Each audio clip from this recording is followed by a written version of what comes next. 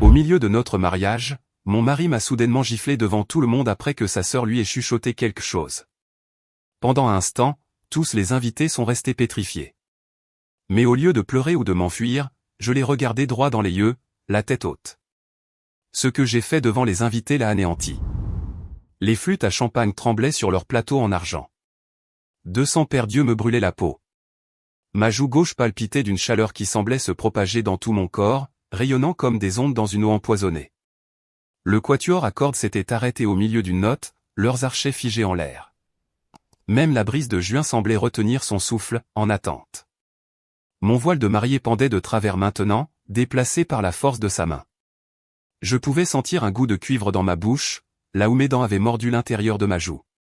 Les roses blanches de mon bouquet tremblaient dans ma main, leurs pétales commençant à brunir sur les bords, comme si elles aussi avaient absorbé la violence de ce moment.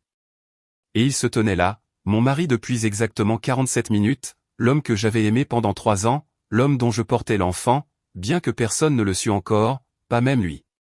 Sa main était encore légèrement levée, les doigts recroquevillés comme s'il ne pouvait pas tout à fait croire ce qu'il venait de faire. Sa sœur se tenait derrière lui, ses lèvres rouges esquissant le plus petit des sourires, ses yeux brillant d'un éclat qui ressemblait à un triomphe. Que lui avait-elle murmuré?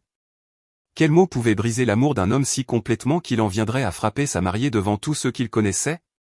J'ai ouvert la bouche. Le silence s'étira, tendu comme un fil prêt à se rompre. Tout le monde se pencha en avant, attendant que je pleure, que je m'enfuis, que je m'effondre. Mais je n'ai pas pleuré. J'ai souri. Et ce que j'ai fait ensuite, ce que j'ai dit de cette voix cristalline qui a porté à travers la réception stupéfaite dans le jardin, allait le détruire d'une manière qu'il ne pouvait absolument pas imaginer. Mais je m'avance un peu. Laissez-moi vous ramener en arrière. Laissez-moi vous montrer comment nous en sommes arrivés à ce moment de ruine magnifique et terrible. Avant de continuer, veuillez écrire dans les commentaires de quel pays vous regardez cette vidéo. Nous aimons savoir d'où vient notre famille mondiale. Et si c'est votre première fois sur cette chaîne, veuillez vous abonner. Votre soutien nous aide à vous proposer encore plus d'histoires de vengeance épique de la vie. Bonne écoute. J'ai rencontré Julian Clark le pire jour de ma vie. Ma mère venait de mourir. Un cancer du pancréas, rapide et impitoyable. J'avais 26 ans, debout sur le parking du funérarium, essayant de me souvenir comment respirer. L'air avait un goût de gaz d'échappement et d'herbe coupée. Ma robe noire était trop serrée au niveau des côtes. Je ne pouvais pas retourner à l'intérieur. Je ne pouvais plus entendre une personne de plus me dire qu'elle était dans un meilleur endroit ou que le temps guérit toutes les blessures. Le temps ne guérit rien. Il vous apprend simplement à vivre avec la blessure, à faire semblant de ne pas saigner. Je m'appuyais contre ma voiture, pressant mes paumes contre le capot métallique chaud, quand j'ai entendu des pas sur le gravier. On dirait que vous en avez plus besoin que moi. J'ai levé les yeux. Un homme se tenait là, grand et mince, avec des cheveux noirs qui tombaient sur son front. Ses yeux étaient d'une nuance inhabituelle de vert gris, comme du vert de mer. Il me tendait une flasque en argent. Je ne bois pas avec des inconnus, ai-je dit. Bonne politique. Je suis Julian. Il a d'abord pris une gorgée de la flasque, puis me l'a tendue à nouveau. Maintenant, nous ne sommes plus des inconnus. Je l'ai prise. Le whisky m'a brûlé la gorge, mais c'était une brûlure différente de celle du chagrin. Une douleur plus propre. Qui avez-vous perdu? Ai-je demandé. Ma tante. Et vous? Ma mère. Il a hoché lentement la tête. Il y avait quelque chose sur son visage. Une reconnaissance peut-être, comme s'il comprenait qu'il n'y avait pas de mots justes, alors il n'allait pas essayer de les trouver. Nous sommes restés là longtemps, à nous passer la flasque, sans parler, existant simplement ensemble dans nos deuils séparés. C'est comme ça que ça a commencé. C'est comme ça qu'il s'est glissé dans ma vie, dans l'espace béant que la mort de ma mère avait laissé derrière elle. Julian était un promoteur immobilier, prospère, ambitieux, avec cette sorte de confiance particulière qui vient de n'avoir jamais été vraiment brisée. Sa famille avait de l'argent ancien, du genre qui murmure plutôt qu'il ne crie. Son père possédait un empire de la construction. Sa mère était morte quand il était jeune, ce qui, disait-il, lui avait fait comprendre la perte. Mais comprendre la perte et la vivre de l'intérieur sont deux choses différentes. Il m'a courtisé à l'ancienne. Des fleurs livrées à mon bureau. J'étais comptable junior dans une entreprise de taille moyenne. Rien de glamour. Des dîners dans des restaurants que je ne pouvais pas me permettre. Des week-ends dans des chambres d'hôtes dans le Vermont où nous faisions l'amour pendant que la pluie crépitait sur les fenêtres et où il traçait la courbe de ma colonne vertébrale du bout des doigts. Tu es différente, m'a-t-il dit un jour, son souffle chaud contre mon cou. Toutes les autres veulent juste quelque chose de moi. Toi, tu me veux juste moi. Je l'ai cru. Que Dieu m'aide, j'ai cru chaque mot. Il m'a présenté à sa sœur, Véronica, après que nous soyons sortis ensemble pendant 6 mois. Elle avait 3 ans de moins que Julian, avec les mêmes pommettes saillantes et les mêmes yeux calculateurs, mais là où son regard était chaleureux, le sien était glacial. Nous nous sommes rencontrés pour un brunch dans un bistrot chic de la ville. Véronica est arrivée avec 20 minutes de retard, vêtue d'une robe blanche qui coûtait probablement plus cher que mon loyer mensuel. Elle a embrassé Julian sur les 2 joues, puis m'a tendu une main molle. « Alors, vous êtes la comptable » a-t-elle dit. « Pas de enchanté ou j'ai beaucoup entendu parler de vous. Juste une déclaration de ma profession, livrée avec la plus légère moue méprisante. »« C'est exact » ai-je dit en gardant ma voix stable. « Comme c'est pittoresque. » Elle a pris son menu. Julian a toujours eu un faible pour les laissés pour compte. « Véronica » dit Julian, d'une voix pleine d'avertissement. Elle haussa les épaules, faisant signe au serveur. « Quoi ? » Je dis juste qu'elle n'est pas exactement ce à quoi nous nous attendions. Cela aurait dû être mon premier indice. Mais j'étais si désespéré d'être aimé, si désireuse de combler le vide que ma mère avait laissé, que j'ai ignoré les signaux d'alarme. Je me suis dit que Véronica avait juste besoin de temps, qu'elle était protectrice envers son frère, que je pouvais la conquérir. Je me trompais sur tant de choses. Julian m'a demandé en mariage le jour de l'anniversaire de la mort de ma mère. Il m'a ramené sur le parking du funérarium, à l'endroit exact où nous nous étions rencontrés. Au début, j'ai trouvé ça cruel, mais ensuite j'ai vu ce qu'il avait fait. Tout l'endroit était transformé. Des guirlandes lumineuses pendaient des arbres. Un violoniste se tenait à proximité, jouant quelque chose de doux et de lancinant. Des pétales de rose couvraient le sol. Et au centre de tout cela, Julian s'est agenouillé, tenant une bague qui captait la lumière déclinante du soleil comme une étoile capturée. « Tu m'as fait croire aux secondes chances » a-t-il dit, la voix brisée par l'émotion. « Je veux passer le reste de ma vie à te prouver que je vaux le risque que tu as pris avec moi. Épouse-moi, s'il te plaît. » J'ai dit oui. Comment aurais-je pu refuser ? La bague était en platine avec un diamant de 3 carats. Elle me semblait lourde aux doigts, chargée de promesses et de possibilités. Nous nous sommes embrassés pendant que le violoniste jouait, et je me suis laissé croire que je pouvais avoir ça, que je méritais le bonheur, que l'univers me récompensait enfin pour toute la douleur que j'avais endurée. Nous avons fixé la date en juin, dans 18 mois. Largement le temps d'organiser le mariage parfait. Véronica a insisté pour être ma demoiselle d'honneur. Nous allons être sœurs, a-t-elle dit en me serrant la main avec une fermeté surprenante. Nous devrions être proches. Je voulais la croire. J'ai essayé de la croire, mais à chaque essayage de robe, à chaque dégustation de gâteau, à chaque réunion avec les fournisseurs, je la surprenais à me regarder avec ses yeux froids. Et parfois, quand elle pensait que je ne regardais pas, elle se penchait pour murmurer quelque chose à Julian, et son expression s'assombrissait légèrement avant de redevenir un sourire. « Qu'est-ce qu'elle n'arrête pas de te dire » lui ai-je demandé un jour après une réunion particulièrement tendue avec le fleuriste. « Rien d'important » a-t-il dit. Elle est juste stressée par sa propre vie. Ne te laisse pas déranger par ça. Mais ça me dérangeait. Ça s'insinuait sous ma peau comme une écharde que je ne pouvais pas tout à fait atteindre.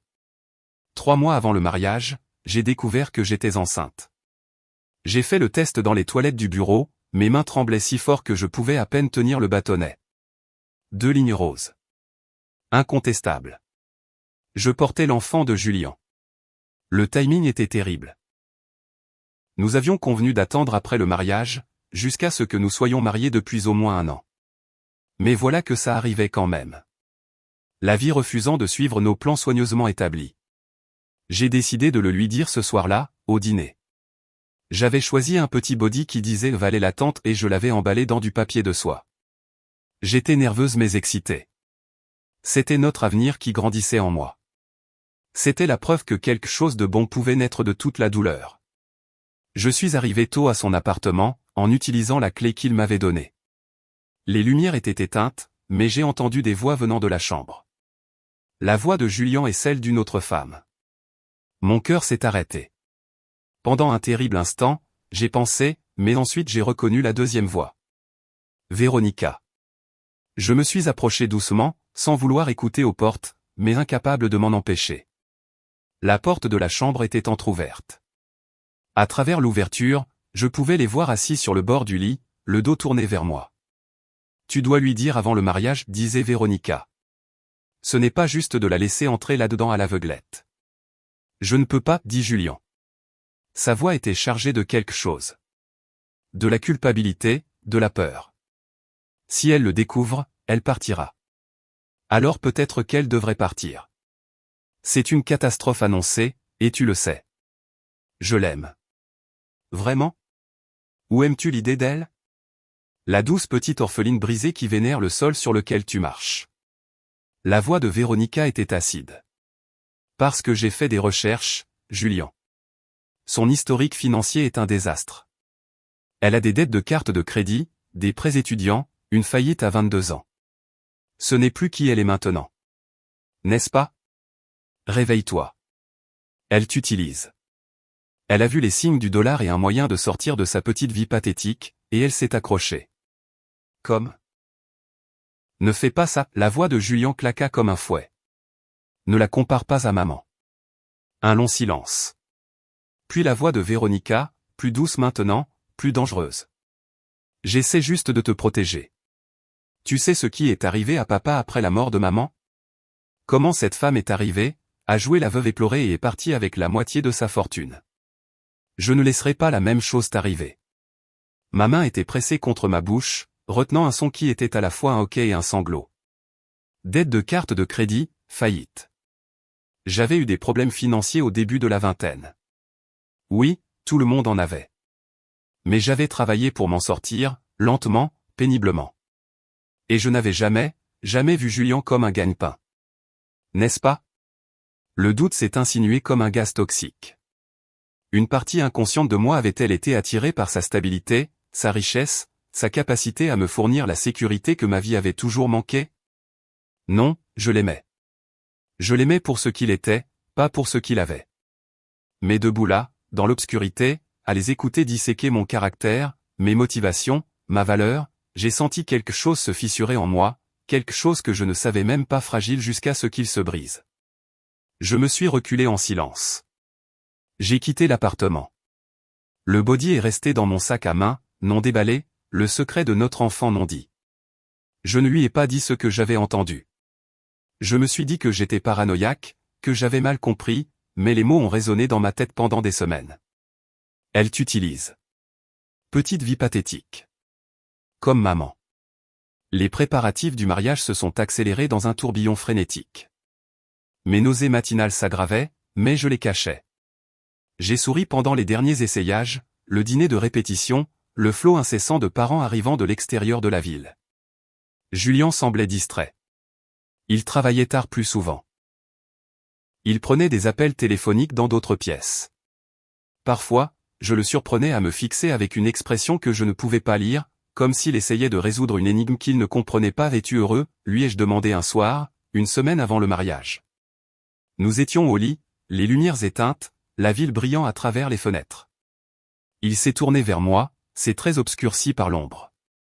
Quel genre de question est-ce? Une question honnête. Es-tu heureux de nous? De te marier? Il est resté silencieux longtemps. Trop longtemps. Je t'aime, a-t-il finalement dit, ce qui n'était pas la même chose que oui. Je voulais insister, exiger de vraies réponses, mais j'avais peur de ce que je pourrais entendre. Alors, j'ai laissé tomber, ravalant la question avec toutes les autres choses non dites entre nous. Véronica m'a organisé une fête prénuptiale qui ressemblait plus à un interrogatoire qu'à une célébration. Ses tantes et cousines ont posé des questions pointues sur ma famille, mon passé, mes projets de carrière. Quelqu'un a mentionné que je signerais un contrat de mariage, n'est-ce pas? Quand j'ai dit que nous n'en avions pas discuté, la pièce est devenue silencieuse. Véronica a souri. Oh, comme c'est moderne de votre part à tous les deux, mais ses yeux disaient tout autre chose. Ce soir-là, j'ai interrogé Julien sur le contrat de mariage. Véronica l'a mentionné, ai-je dit prudemment. Devrions-nous? Je veux dire, veux-tu que j'en signe un? Il avait l'air mal à l'aise. Mon avocat l'a mentionné, mais je lui ai dit non. Je ne veux pas commencer notre mariage en supposant qu'il échouera. Mais si cela te rassurait. Ai-je dit? Non. Sa voix était tranchante, puis plus douce. Je te fais confiance. Mais le faisait-il vraiment? Le doute était maintenant une chose vivante, enroulée dans mon estomac aux côtés de notre enfant grandissant. Le matin du mariage était un chaos enveloppé de soie et de dentelle. Mes demoiselles d'honneur voletaient autour de moi comme des oiseaux anxieux tandis qu'une équipe de stylistes travaillait sur mes cheveux et mon maquillage. La robe, une robe en soie ivoire avec une longue traîne et des perles délicates, était suspendue au dos de la porte comme un fantôme.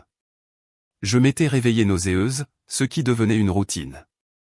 Mais aujourd'hui, c'était pire. J'ai à peine eu le temps d'atteindre la salle de bain avant de vomir le peu de petit déjeuner que j'avais réussi à manger. Les nerfs, a dit l'une des demoiselles d'honneur avec sympathie. Pas les nerfs. Notre bébé faisant sentir sa présence. Je ne l'avais toujours pas dit à Julien. J'avais l'intention de le faire, mais le moment ne semblait jamais opportun. Et maintenant, c'était le jour de notre mariage, et je devrais attendre ce soir, jusqu'à ce que nous soyons seuls dans la suite nuptiale, jusqu'à ce que tout soit officiel et contraignant. La cérémonie était prévue à 15 heures dans les jardins du domaine familial de Julien. Une vaste propriété avec des pelouses bien entretenues, des chênes centenaires et une vue sur la rivière qui ressemblait à un tableau. 200 invités, un orchestre de 8 musiciens, des fleurs importées d'Équateur. C'était tout ce dont j'avais rêvé et rien de ce que je voulais. Véronica est venue dans ma loge une heure avant la cérémonie. Elle portait déjà sa robe de demoiselle d'honneur, un bordeaux profond qui rendait sa peau de porcelaine. « Tu es magnifique, dit-elle, mais le compliment sonnait creux. « Merci. » Elle s'approcha, étudiant mon reflet dans le miroir. « Puis-je te dire quelque chose? » De sœur à sœur. Mon estomac se noie. Bien sûr. Julien a beaucoup souffert. La mort de notre mère a presque détruit notre père. Il est devenu paranoïaque, convaincu que chaque femme qui s'intéressait à lui ne voulait que son argent. Ça l'a empoisonné, l'a rendu méfiant et cruel. Elle fit une pause, ses yeux rencontrant les miens dans le miroir. Julien a une peur bleue de devenir comme lui, d'être utilisé. Je ne l'utilise pas, dis-je doucement. Je le sais. Tu le sais. Mais Julien? Elle soupira. Sois juste patiente avec lui et comprends que j'essaie seulement de protéger mon frère. C'est ce que fait la famille. Elle me serra l'épaule et partit, laissant derrière elle la faible odeur de son parfum. Quelque chose de cher et de froid comme des roses d'hiver. La musique a commencé, les portes se sont ouvertes, et j'ai descendu l'allée au bras de mon oncle, le frère de ma mère, la seule famille qui me restait. Julien se tenait à l'autel dans un smoking noir, ressemblant à tous les rêves que j'avais jamais eus. Le soleil de fin d'après-midi se reflétait dans ses cheveux, leur donnant une teinte de bronze. Ses yeux se sont fixés sur les miens alors que j'approchais et, pendant un instant, juste un instant, tout le reste a disparu. C'était réel. Ça se passait. Nous allions nous marier. La cérémonie était traditionnelle. L'officiant a parlé d'amour, d'engagement et de partenariat. Nous avons échangé nos vœux, les vœux standards, pas personnels, car Julien avait dit qu'il n'était pas à l'aise pour parler en public. Nous avons échangé les alliances. Il a soulevé mon voile. Je vous déclare maintenant mari et femme. Vous pouvez embrasser la mariée. Il m'a embrassé, et les invités ont applaudi, et j'ai goûté du sel. Je ne savais pas si c'était de ses larmes ou des miennes. Nous avons remonté l'allée ensemble, main dans la main, tandis que l'orchestre jouait et que des pétales de rose flottaient dans l'air comme de la neige. Les gens souriaient. Les appareils photo crépitaient. Tout était parfait. Et puis nous sommes passés à la réception dans le jardin. L'heure du cocktail. La lumière dorée de la fin de l'après-midi peignant tout en ambre. Des serveurs circulaient avec du champagne et des hors-d'œuvre. Les invités se regroupaient en petits groupes, riant, buvant, célébrant. Julien et moi nous tenions près de la fontaine, acceptant les félicitations. Mes pieds me faisaient mal dans les talons, mais je souriais malgré tout. Sa main était sur le creux de mon dos, chaude et possessive. « Excuse-moi un instant, dit-il en m'embrassant la tempe. Je dois parler à mon père. » Il s'éloigna. J'ai été immédiatement entouré par un groupe de ses associés qui me posaient des questions sur la lune de miel, sur l'endroit où nous allions vivre, sur mes projets professionnels après le mariage. J'ai répondu automatiquement, mes réponses fluides et répétées, mais je surveillais Julien du coin de l'œil. Il se tenait près du bord du jardin, parlant avec son père. Et puis Véronica est apparue. Elle a touché le coude de Julien, l'entraînant à l'écart. Ils se sont éloignés de la foule vers un massif de rosiers. Je ne pouvais pas entendre ce qu'elle disait, mais je pouvais voir ses lèvres bouger rapidement. Elle a sorti quelque chose de son sac à main. Un morceau de papier plié. Elle l'a tendu à Julien. Il l'a ouvert, l'a lu, et j'ai vu son visage changer. C'était comme regarder de la glace se former sur l'eau. Tout en lui est devenu froid et dur. Sa mâchoire s'est crispée. Ses mains qui m'avaient touché si doucement quelques heures auparavant, ont froissé le papier en une boule serrée. Il a levé les yeux. Ses yeux ont trouvé les miens à travers le jardin, et il n'y avait rien en eux que je reconnaisse. Il a commencé à marcher vers moi. La foule s'est instinctivement écartée. Quelque chose dans son expression a fait reculer les gens. Mon cœur battait la chamade. Je ne savais pas ce qui se passait, mais je savais que c'était grave. Je pouvais le sentir dans mes os, dans la façon dont la pression de l'air semblait chuter comme un orage qui approche. Julien. Ma voix est sortie plus faible que je ne le voulais. Il s'est arrêté devant moi, assez près pour que je puisse sentir le champagne sur son haleine, voir le muscle tressaillir dans sa mâchoire.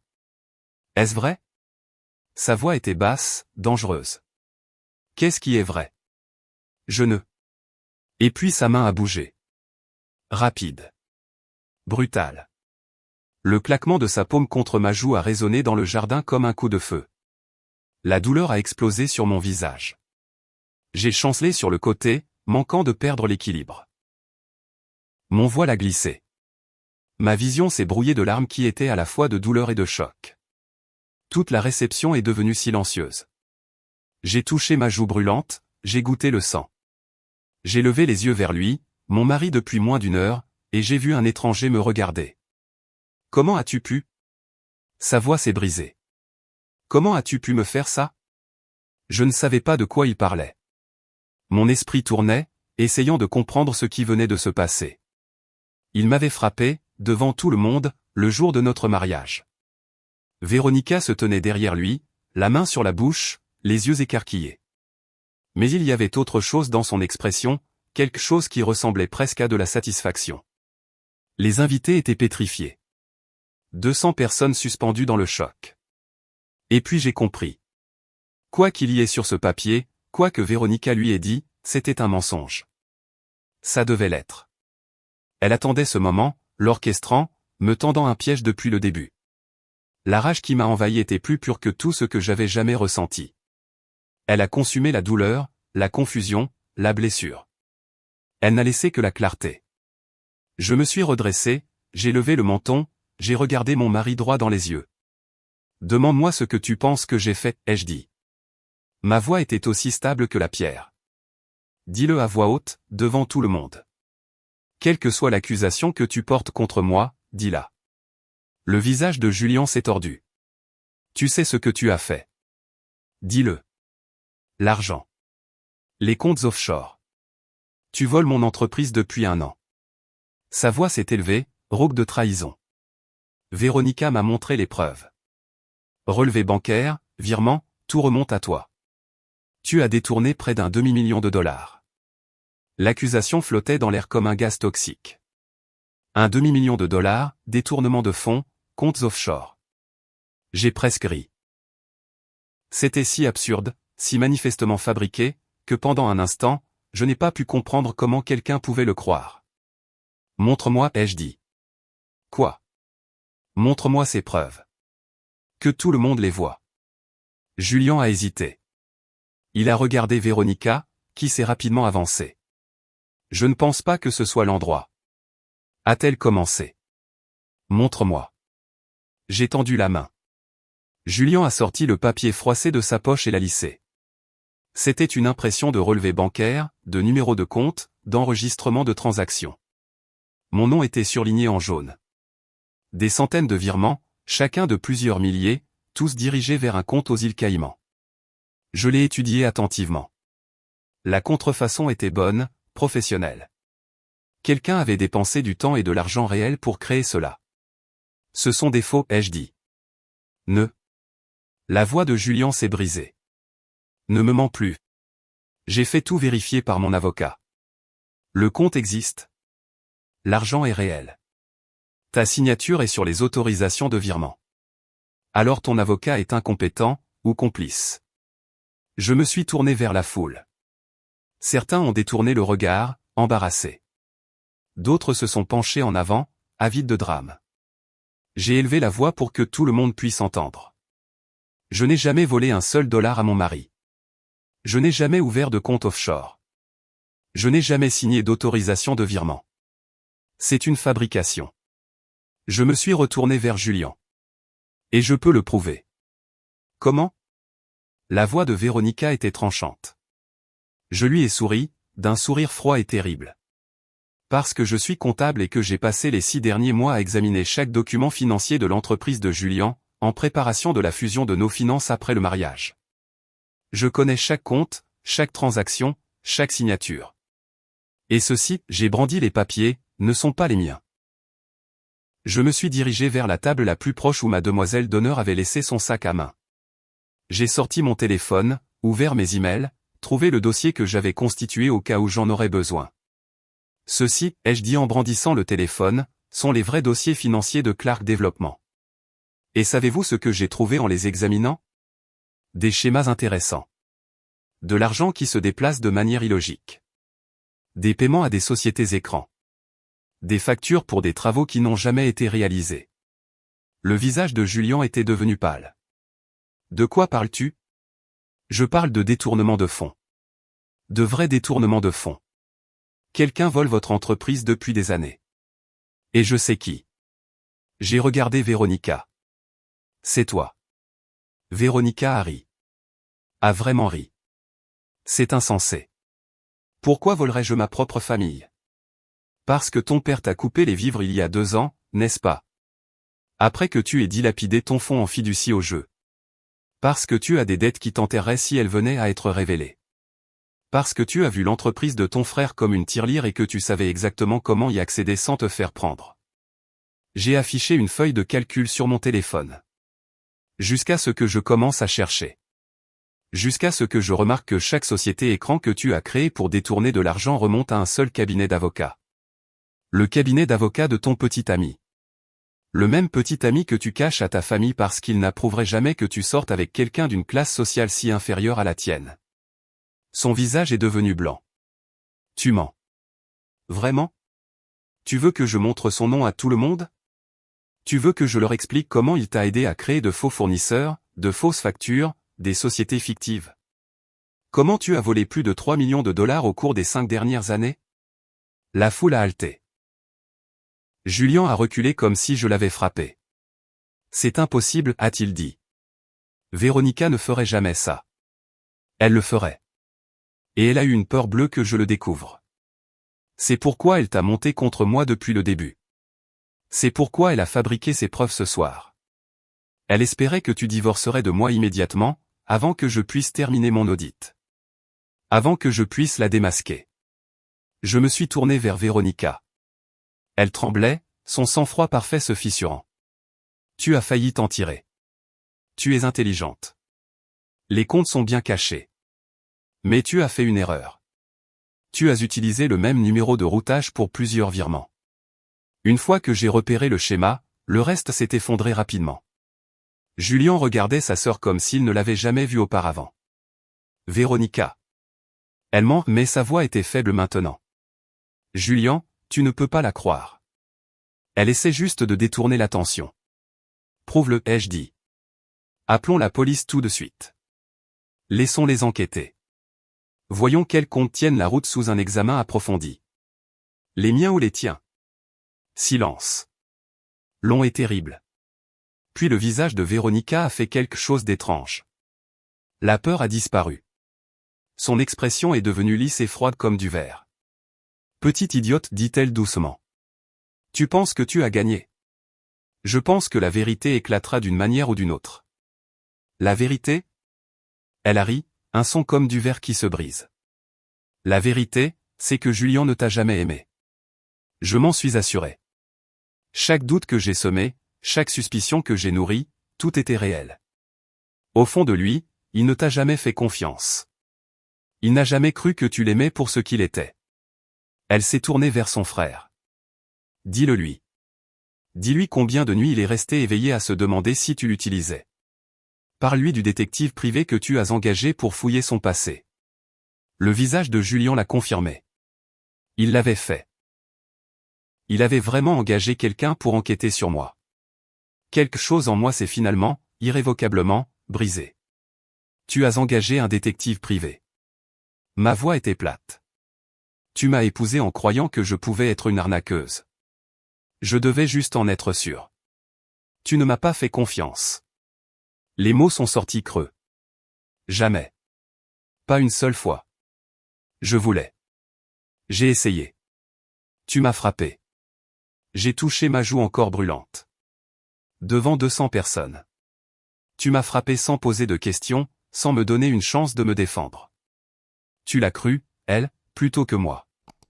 La honte a finalement traversé ses traits. Mais il était trop tard. Beaucoup, beaucoup trop tard. J'ai pris une profonde inspiration. J'ai pris ma décision. Je veux que tu saches quelque chose, ai-je dit, ma voix portant à travers le jardin silencieux. Je suis enceinte. De 8 semaines. Je l'ai découvert il y a 3 mois, et je ne te l'ai pas dit parce que je vous ai entendu, toi et Véronica, discuter du fait que je t'utilisais juste pour ton argent. J'attendais le bon moment, en espérant que cela te prouverait que mon amour était réel. J'ai sorti le petit paquet emballé de mon sac à main, le body que je portais depuis des mois. Je l'ai jeté à ses pieds. Félicitations. Tu vas être père, avec une femme en qui tu n'as pas confiance, que tu as agressée physiquement devant tout le monde que tu connais, le jour qui était censé être le plus heureux de nos vies. Les halètements de la foule étaient audibles maintenant. Les téléphones étaient sortis, enregistrant tout. Le visage de Julien était devenu gris. Tu es enceinte. J'allais te le dire ce soir. J'avais tout prévu. Mais maintenant. J'ai levé les yeux vers lui, je l'ai vraiment regardé, l'homme à qui j'avais donné 3 ans de ma vie, et je n'ai ressenti qu'une rage froide et pure. Maintenant, je vais m'en aller. Je vais divorcer de toi avant que l'encre de notre certificat de mariage ne soit sèche. Et je vais m'assurer que tout le monde sache exactement quel genre d'homme tu es. Le genre qui croit au mensonge plutôt qu'à la femme qui porte son enfant. Le genre qui résout les problèmes par la violence. Je me suis tourné vers la foule. Merci à tous d'être venus. Je suis désolé que vous ayez dû assister à cela, mais je suis contente que vous l'ayez fait, parce que maintenant vous saurez tous la vérité sur la famille Clark. Sur ce qui se passe derrière les portes de leur domaine. Sur la pourriture sous l'argent, le pouvoir et l'image parfaite. J'ai commencé à marcher. Mes pieds me faisaient mal. Mon visage me lançait. Mon cœur avait l'impression de se déchirer. Derrière moi, j'ai entendu Julien appeler mon nom. Attends, s'il te plaît. On peut arranger ça. On peut. Je ne me suis pas retourné. J'ai juste continué à marcher, hors du jardin, à travers le domaine, vers les portes d'entrée où je savais que mon oncle m'attendait avec la voiture. Derrière moi, le chaos a éclaté. Des cris. La voix de Véronica s'élevant en déni. Le père de Julien exigeant des explications. Les invités chuchotant, les téléphones bourdonnant, l'histoire se propageant déjà comme une traînée de poudre. Je m'en fichais. J'en avais fini. Terminé. Libre. La robe de mariée était de toute façon ruinée. L'histoire est devenue virale à minuit. Des vidéos de la gifle, des vidéos de mon accusation, des vidéos de moi m'éloignant, la traîne de ma robe de mariée traînant dans l'herbe, la tête haute. Le matin, j'étais célèbre. Pas le genre de célébrité que l'on souhaite, mais célèbre néanmoins. La mariée giflée. La vengeance du mariage. La comptable qui a détruit une dynastie. Les nouvelles s'en sont emparées. Les médias sociaux ont explosé. Des articles d'opinion sont apparus sur la violence domestique, sur la richesse et le pouvoir, sur les dangers de se marier dans l'argent. Julien a essayé d'appeler. J'ai bloqué son numéro. Il a envoyé des emails. Je les ai supprimés sans les lire. Il s'est présenté à mon appartement. J'ai appelé la police. Son avocat a envoyé les papiers du divorce en une semaine. Je les ai signés avec plaisir. Mais j'ai aussi engagé mon propre avocat, un bon, du genre qui sentait le sang dans l'eau. Nous avons tout attaqué, la communauté de biens, les actifs accumulés pendant notre bref mariage, l'indemnisation pour détresse émotionnelle. Et nous nous en sommes pris à Véronica. L'audit que j'avais commencé a tout prouvé. La police s'est impliquée. Les enquêteurs fédéraux. C'était plus gros que quiconque ne l'avait imaginé. Plus de 5 millions de dollars volés sur 7 ans, acheminés via un réseau de fausses entreprises et de comptes offshore. Son petit ami a été arrêté. Elle a été arrêtée. L'entreprise de Julian a failli s'effondrer sous le poids du scandale. Son père a eu une crise cardiaque due au stress. Le nom de famille, si soigneusement cultivé, si précieux pour eux, a été détruit. Je n'ai rien ressenti en regardant tout ça brûler. Aucune satisfaction, aucun regret, juste une sorte de lassitude creuse. J'ai déménagé à l'autre bout du pays, en Californie, à San Diego, où le temps était toujours parfait et où personne ne connaissait mon visage. J'ai eu le bébé, une fille. Elle avait les yeux de Julian et le menton de ma mère, et un cri féroce qui faisait rire les infirmières. Je l'ai appelée Grace, d'après ma mère. Julian a essayé d'établir des droits de visite. Mon avocat l'a combattu. La vidéo de la gifle a été montrée au tribunal de la famille. L'expression de la juge était taillée dans la glace. Vous avez frappé votre femme enceinte en public, a-t-elle dit. Vous n'aurez qu'une visite supervisée, en attendant la fin des cours de gestion de la colère et des conseils familiaux. Et vous paierez une pension alimentaire. Une pension alimentaire substantielle. Il a quitté la salle d'audience en ressemblant à un fantôme. Je ne me sentais pas victorieuse. Je me sentais triste. Triste de ce qui aurait pu être. Triste pour Grace, qui grandirait avec un père qui ne serait jamais vraiment présent. Triste pour la fille que j'avais été, celle qui pensait que l'amour pouvait guérir toutes les blessures. Mais j'ai construit une vie quand même. J'ai créé mon propre cabinet comptable spécialisé dans les audits judiciaires. Il s'avère qu'il y a de l'argent à se faire en démasquant les détourneurs de fonds et les fraudeurs financiers. Qui l'eût cru? Grace a grandi. Elle a appris à sourire, à rire, à ramper. Elle a rempli l'appartement de bruit, de chaos et d'amour. Mon oncle m'a aidé. Quelques amis de mon ancienne vie m'ont contacté, offrant leur soutien. Je n'étais pas seul. Et lentement, prudemment, j'ai réappris à être heureuse. Pas le bonheur explosif et désespéré que j'avais ressenti avec Julian. Quelque chose de plus calme, de plus stable. Je suis dans mon bureau quand l'appel arrive. Un numéro inconnu. Je suis sur le point de ne pas répondre. Bonjour. C'est moi. La voix de Julian. Plus vieille, en quelque sorte. Fatiguée. Je devrais raccrocher, mais la curiosité me retient. Que veux-tu? Je voulais juste. Je voulais que tu saches. Véronica a été condamnée aujourd'hui. 15 ans. Prison fédérale. Je sais. Je l'ai lu. Je voulais aussi dire. Il fit une pause. Je pouvais l'entendre respirer, rassembler son courage. Je suis désolé. Pour tout. Tu avais raison sur tout. Je ne t'ai pas fait confiance. Je l'ai laissé m'empoisonner contre toi. Et je t'ai frappé. Mon Dieu, je t'ai frappé. Je me déteste pour ça chaque jour. Bien.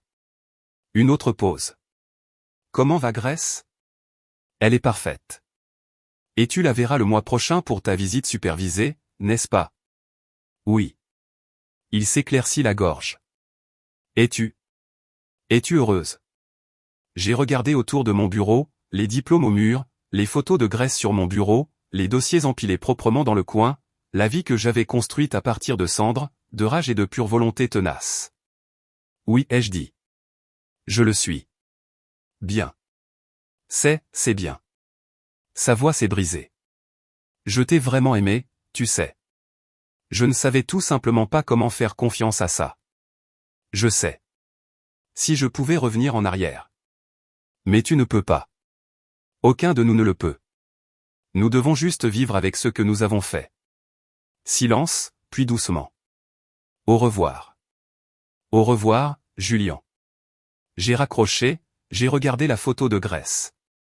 Elle souriait à l'appareil photo, de la crème glacée étalée sur son visage, une joie pure rayonnant de chaque pixel. Elle ne me verrait jamais m'effondrer comme j'avais failli le faire. Elle grandirait en sachant que sa mère s'était relevée, avait secoué les cendres et avait construit quelque chose de beau à partir des ruines. J'ai repris mon téléphone. Il y avait un SMS de mon oncle. Dîner ce week-end? Grace réclame ses pancakes préférés. J'ai souri et j'ai répondu. Je ne manquerai ça pour rien au monde. Puis je suis revenu au dossier sur mon bureau. Un nouveau cas. Une femme qui soupçonnait son partenaire commercial de détournement de fonds. Elle était venue à mon bureau hier, nerveuse et tremblante, me demandant si je pouvais l'aider. Je l'avais regardée et je m'étais revu, 3 ans plus tôt, perdu, trahi, désespéré que quelqu'un la croie. Je peux vous aider, lui ai-je dit. Et je le ferai.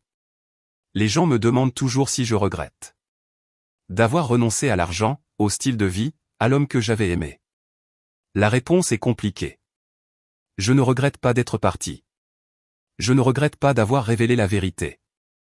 Je ne regrette pas de m'être choisi, moi et ma fille, plutôt qu'une vie bâtie sur des mensonges et la suspicion. Mais je suis en deuil. Je suis en deuil de la version de nous qui aurait pu exister si Julien m'avait fait confiance. Si Véronica n'avait pas été une vipère en vêtements de créateur. Si l'amour avait suffi à surmonter la peur, le doute et le poison des vieilles blessures familiales. Je suis en deuil de la fille que j'étais, celle qui pensait qu'un homme pouvait la sauver de la solitude.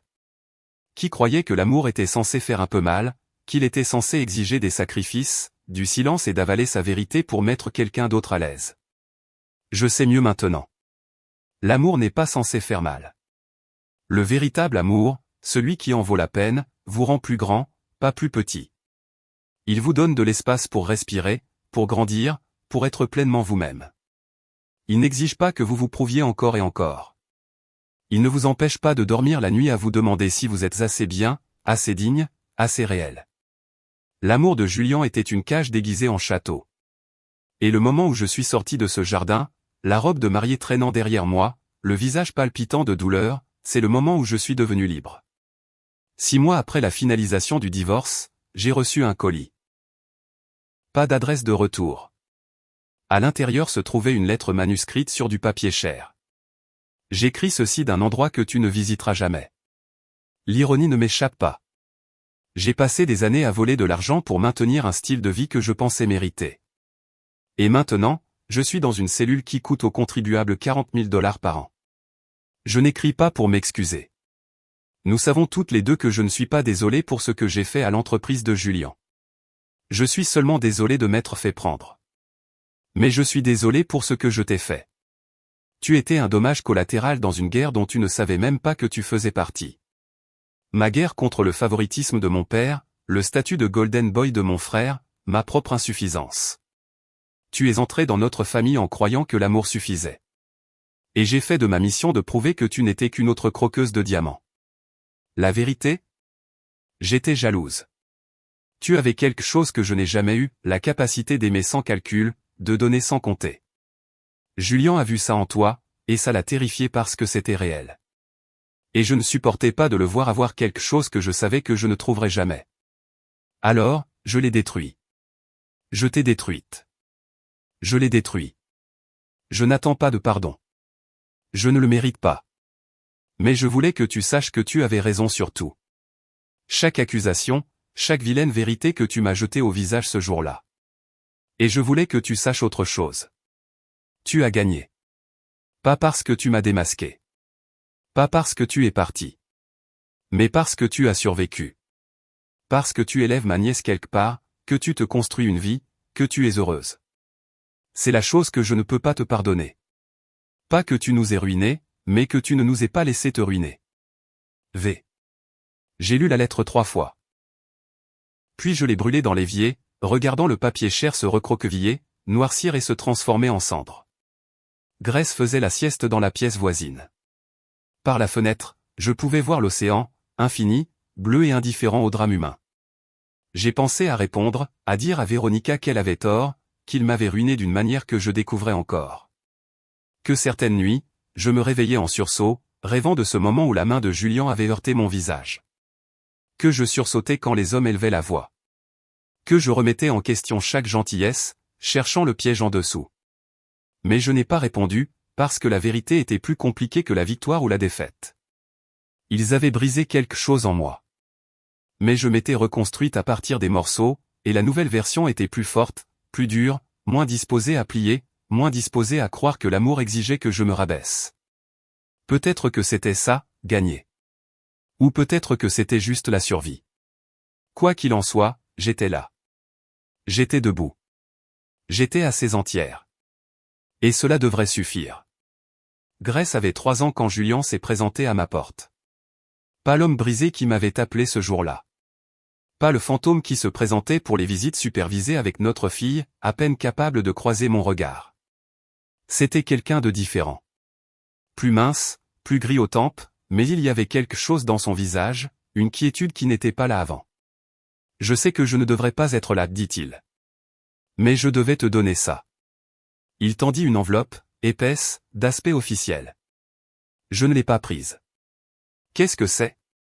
Véronica est morte il y a 2 semaines. Cancer du poumon. C'était rapide. Je n'ai rien ressenti. Ni chagrin, ni satisfaction, juste une lointaine reconnaissance d'une information reçue. Pourquoi me dis-tu ça? Parce qu'elle t'a laissé quelque chose. Pour Grace. Il poussa l'enveloppe vers moi. S'il te plaît, prends-la. Je l'ai prise. À l'intérieur se trouvait un document juridique. Un fonds en fiducie.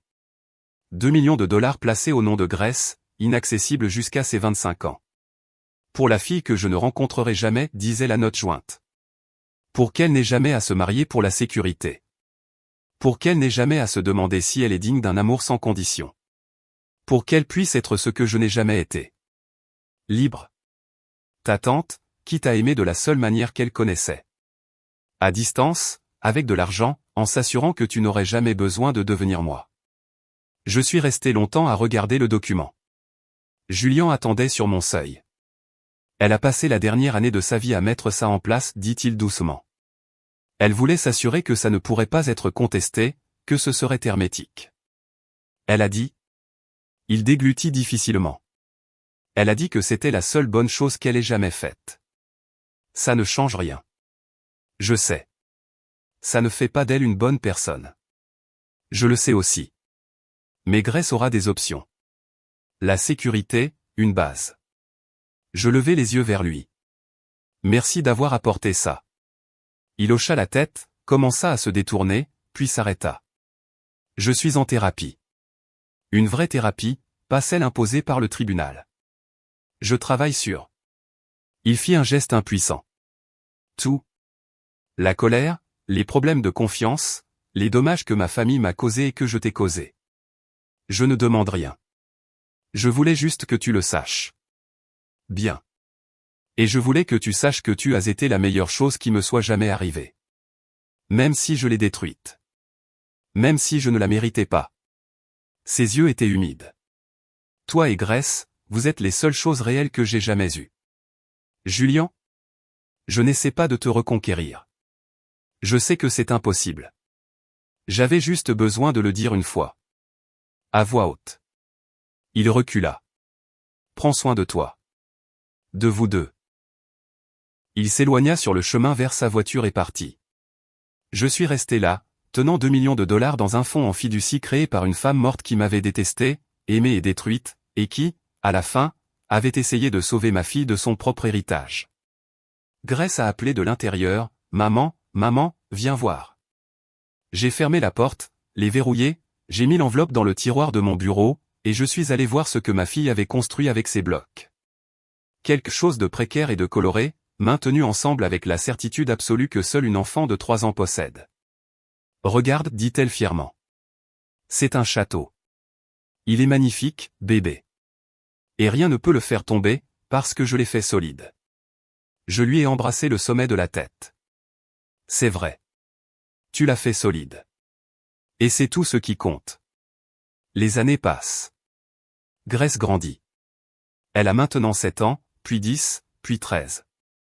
Elle pose des questions sur son père, sur le jour du mariage dont elle a entendu parler en chuchotant, mais qu'elle n'a jamais vraiment compris. Je lui dis la vérité. Des versions adaptées à son âge au début, puis plus de détails à mesure qu'elle grandit.